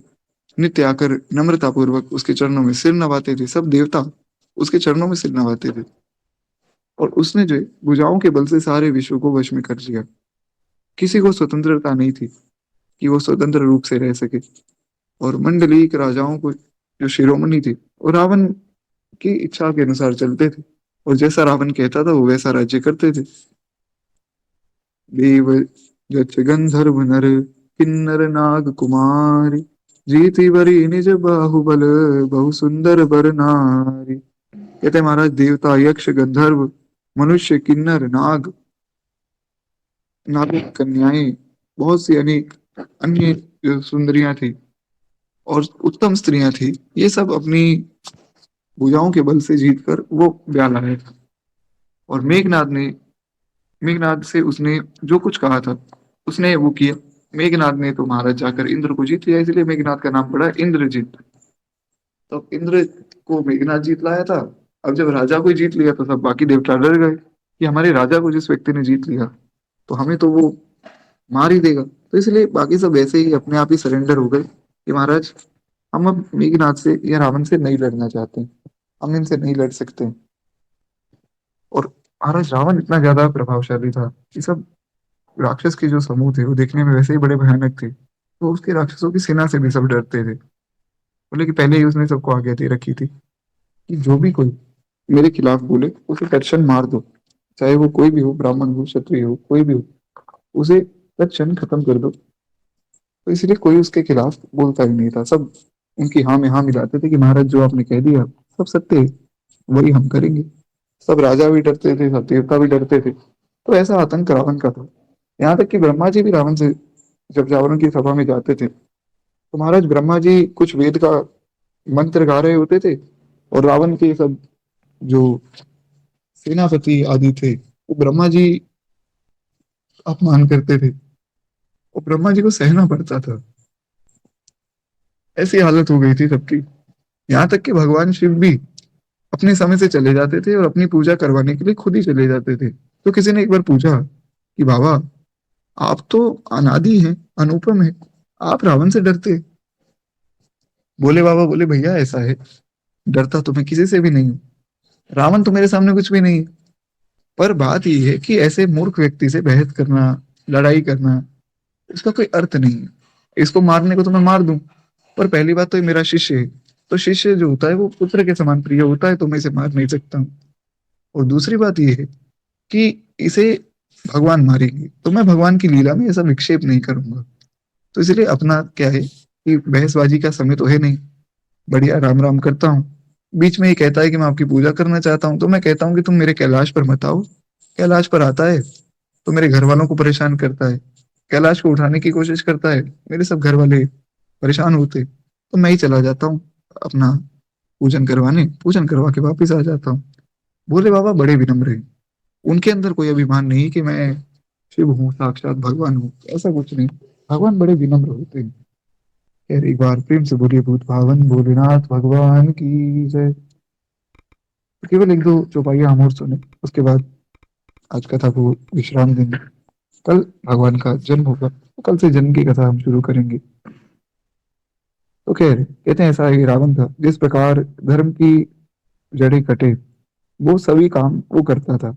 जिस जिस स्थान में गौ और ब्राह्मण पाते थे उसी नगर में वो आग लगवा देता था। गाय और ब्राह्मण धर्म के मूल हैं, और इन दोनों का ही कलयुग में सबसे ज्यादा पतन हुआ है। उसी के कारण धर्म का पतन हुआ है। और ऐसा ही रावण करता था, वो गाय और ब्राह्मणों पर अत्याचार करता था, जिसकी वजह से धर्म की बहुत हानि होती थी महाराज। तो गाय और ब्राह्मण की रक्षा अवश्य ही करनी चाहिए। कहीं भी शुभ आचरण करने वाला कोई ब्राह्मण था नहीं। देवता, ब्राह्मण, गुरु कोई भी नहीं मानता था, ना कोई हरि भक्ति थी। बहुत ज्यादा उसका आतंक बढ़ गया था। ना कोई यश, तप, ज्ञान, किसी में कुछ नहीं बचा। वेद पुराण तो स्वप्न में भी सुनने को नहीं मिलते थे, रावण सुनने ही नहीं देता था। वहीं कोई वेद पुराण की कथा हो रही है, रावण जाकर सबको मरवा देता था। जप जाग विरागा से बड़ा सुंदर वर्णन करते हैं कि जप जाग विरागा, तप मख भागा, श्रवण सुनहु दस सीसा, आपनु उठि धावहि, रहे न पावहि, धरि सब घालहि खीसा, अस भ्रष्ट आचारा, भा संसारा, धर्म सुनिय नहीं काना, एहि बहुविधि त्रासई, देश निकासई, जो कह वेद पुराना। कहते कि जब योग, व्रत, तप, नियम, ये सब चीजें खत्म हो गई थी। यज्ञ में भाग पाने की बात रावण कहीं कानों से सुनता ही नहीं था। रावण ने कहा था कि जहां मेरे कान में ये बात पड़ी कि यज्ञ हो रहे हैं, यज्ञ में देवताओं को भाग मिल रहा है, तो मैं तुम सबको मार दूंगा, अपनी सेना वालों को मैं तुम सबको मार दूंगा। इसलिए ध्यान रखना, कहीं कोई यज्ञ, कोई ऐसा अच्छा कर्म हो ना पाए, कहीं कोई धर्म का कार्य ना हो पाए। ऐसा था वो रावण। तो सब अपने अपने शरीर से प्यार करते हैं, अब चाहे कोई वो राक्षस हो, चाहे मनुष्य हो, चाहे देवता हो, सबको देह परम प्रिय स्वामी। तो सबने सोचा कि ये हमें मार देगा, इससे बढ़िया कि हम सब यज्ञ आदि को विध्वंस ही कर दे। तो इसलिए वो सब यज्ञों को खत्म करते रहते थे। तो अगर उसके कान में कहीं आवाज ऐसी पड़ भी जाती कि यज्ञ हो रहा है, तो रावण खुद ही उठ के चला जाता लड़ने के लिए, कुछ भी नहीं रहने देता था। वह सबको पकड़कर विध्वंस कर डालता था। संसार में ऐसा भ्रष्ट आचरण करता था कि धर्म तो कानों से भी नहीं सुनने में आता था। जो कोई वेद पुराण कहता था, उसको बहुत तरह से वो त्रास देता था और देश से निकाल देता था। राक्षस लोग जो घोर अत्याचार करते थे, उसका वर्णन नहीं किया जा सकता है। हिंसा पर ही जो है, जिनकी प्रीति है, उनके पापों का क्या ठिकाना। गोस्वामी जी कहते हैं, अब मैं कितना वर्णन करके सुनाऊं। अब जो बने ही पाप से हैं, जिनका काम ही यही है, तो वो पाप ही करेंगे। तो इससे बढ़िया हम आगे की कथा सुने। तो गोस्वामी जी आगे कथा शुरू कर देते हैं कि पराय धन, पराई स्त्री पर मन चलाने वाले दुष्ट, चोर और जुआरी बहुत बढ़ गए। लोग माता पिता और देवताओं को नहीं मानते थे, और साधुओं को नहीं मानते थे, उनकी सेवा नहीं करते थे, बल्कि साधुओं से अपनी सेवा करवाते थे। ऐसा एकदम अंत के समय में हुआ, ऐसा नहीं कि पूरा त्रेता युग ऐसा था, ऐसा नहीं। अंतिम समय में ऐसा हुआ था। जिनके आचरण थे ये भवानी, वो सब निशाचर सबको दुख दिया करते थे। जिनके ये आचरण भवानी, ते जानहु निशिचर सम प्राणी। अतिशय देख धर्म के ग्लानि, परम सबित धरा कुलानी। बोले बाबा कहते हैं, जिनके ये आचरण है, तो वो राक्षस के समान है। पराई धन, पराई स्त्री पर मन चलाने वाले दुष्ट, चोर, जुआरी, ये सब राक्षस हैं। तो कहते हैं कि हे भवानी, इस प्रकार धर्म के प्रति अतिशय ग्लानि देखकर पृथ्वी अत्यंत भयभीत और व्याकुल हो गई। पृथ्वी डरकर कांपने लगी, क्योंकि पृथ्वी तब तक ही भार सहन करती है हमारा, जब तक संत पृथ्वी पर हो। रावण ने संतों को ही मारना शुरू कर दिया था।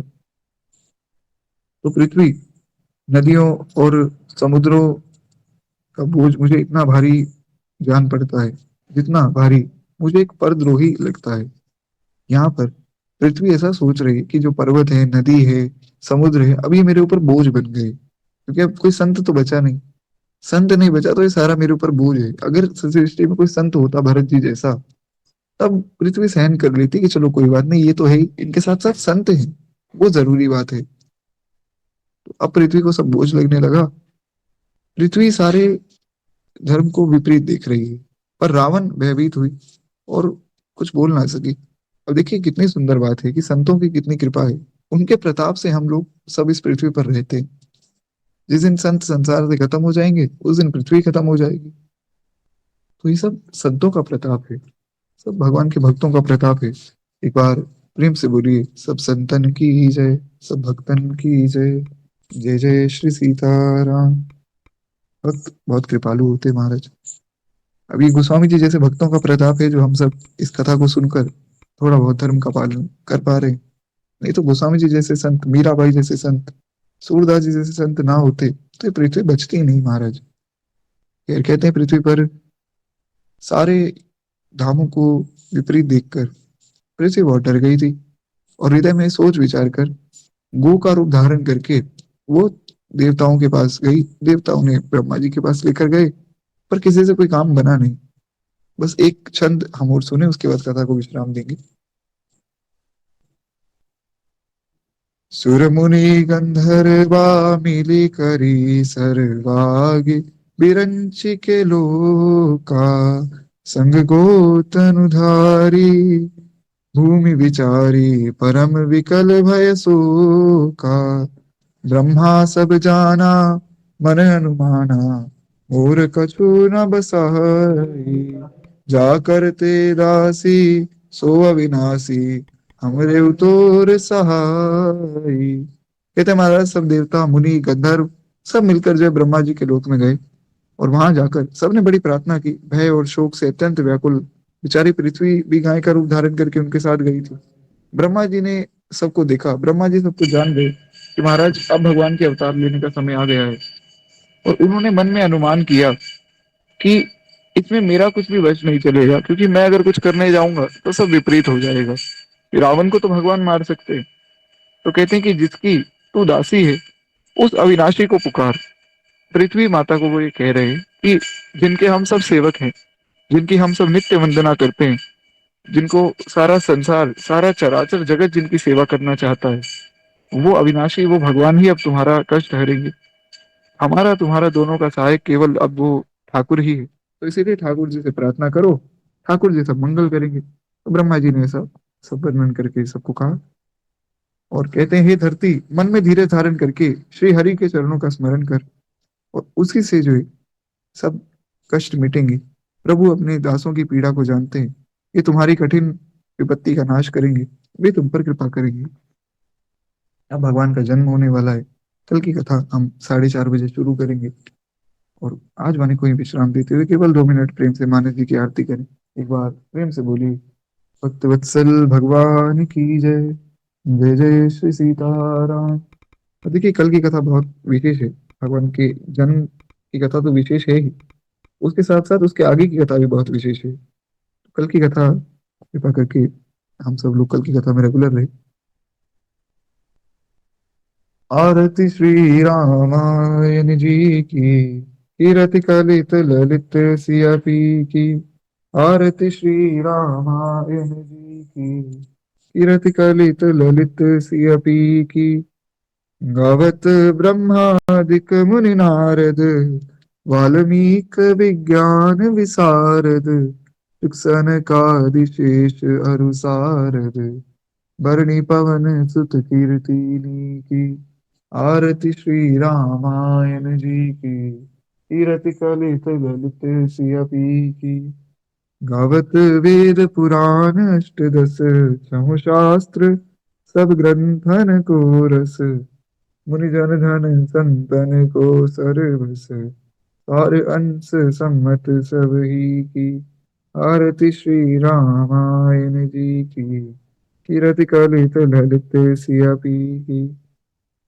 कलिमल हरण विषय रस पी की, सुभग श्रृंगार मुक्ति जुगति की। गलन रोग भव मूरी अमी की, तात मात सब विधि तुलसी की। आरती श्री रामायण जी की, कीरति कलित ललित सिया पी की। आरती श्री रामायण जी की, कीरति कलित ललित सिया पी की। सिय सिय सुमिरत राम जू, सिय सुमिरत श्री राम। युगल नाम अनुभव जप, और भक्ति लहे विश्राम। बोलिए सियावर रामचंद्र भगवान की जय, बाल कृष्ण लाल की जय, उमापति महादेव की जय, श्री सद्गुरुदेव भगवान की जय, गोस्वामी श्री तुलसीदास जी महाराज की जय, श्रीमद् रामचरितमानस भगवान की जय, सब संतन की जय, सब भक्तन की जय, आज के आनंद की जय। जय जय श्री सीताराम, जय जय श्री राधे श्याम। नमः पार्वती पतये, हर हर महादेव शंभु।